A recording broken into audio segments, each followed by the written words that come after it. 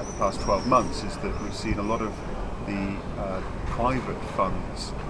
that have emerged to become serious players in the investment market. So that might be family offices, individuals, high net worth individuals, primarily from the Czech Republic, but also from abroad. And these are investors that have not typically invested in real estate in the past, and they are not only looking at smaller assets as might be expected, but they're really competing on the larger institutional assets that we've typically connected with the larger international funds in the past. Well, this is actually great news for the market, because we've come to rely too much, I think, on the international funds for the majority of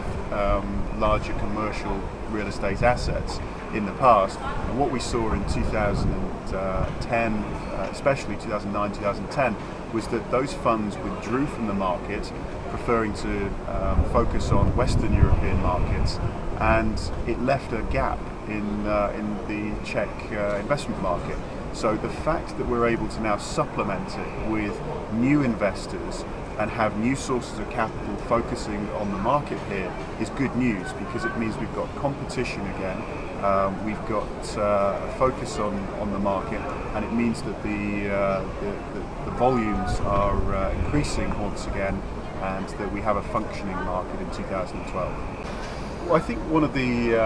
misunderstandings of these groups is that they only focus on smaller assets, perhaps high street buildings. This is not the case. I think you have to take a step back and really understand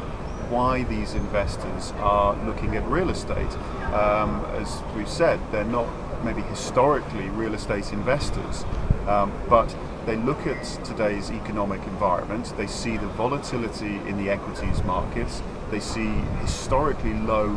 bond rates, which is not giving them the return they want. So they look to real estate, they see an inflation hedge there,